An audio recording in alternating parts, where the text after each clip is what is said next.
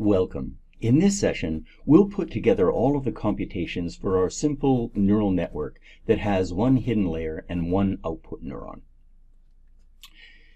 Let's break this down into two passes. So what we'll do is we'll do pass 1, and that will be, we'll call that feed forward. And what we mean by that is we're going to take a single data observation and we're going to push it forward. So what we have is at layer 1, we have the input to the whole network.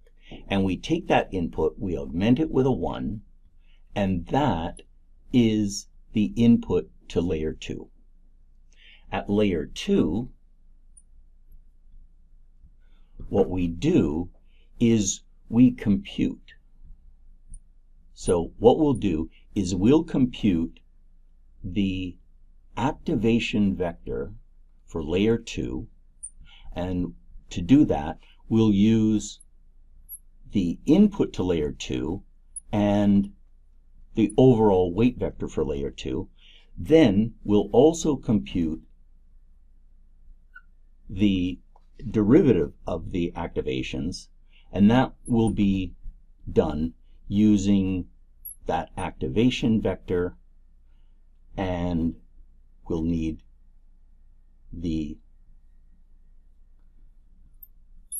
input. Then at layer 3,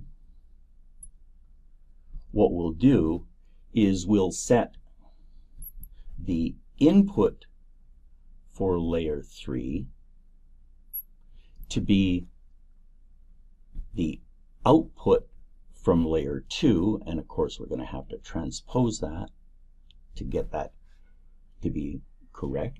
Then what we'll do is we'll compute the activation and the derivative of the activation. And then at the output, what we'll do is we'll compute the residual and we'll compute the objective function. So that will give us pass number 1. That's our feed forward pass. Pass number 2 is we will back propagate. So that will be, let's put those in capitals. Pass 2, we will back propagate. And to do that, what we'll do is we'll compute the back propagation factor for the output. Then at layer 3, so remember that this term only depends on the residual and the objective. Then at layer 3, we'll compute the steepest vector for layer 3, and we'll compute the descent vector for layer 3. And then what we'll do is we will set the back propagation vector for layer 2. So this is what we're going to send backward to layer 2.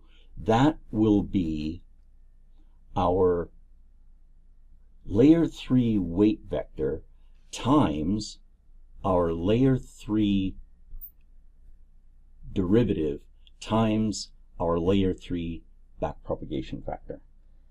Let me just completely clarify that that symbol is our derivative. And we'll set the overall derivative, the overall descent vector, to be number 3. So this is what I'm doing here is I'm assuming that we have an arbitrary number of layers that we're going to go through. We're going to stop at layer 2, which is our single hidden layer, and what we'll do is we'll compute, as we did in the previous session, the steepest matrix for layer 2, and we'll compute from that the descent vector for layer 2. Then what we'll do is we'll set our overall descent vector to be we take the current descent vector and we augment it with the layer 2 vector. And then if we need to go beyond, we can just keep repeating this process. So what we would do is we would just have another set of computations in here and another set of computations in here. This method of we take the data and we push it forward through all the layers until we get to the output, and then we go backward from the output towards the hidden layer.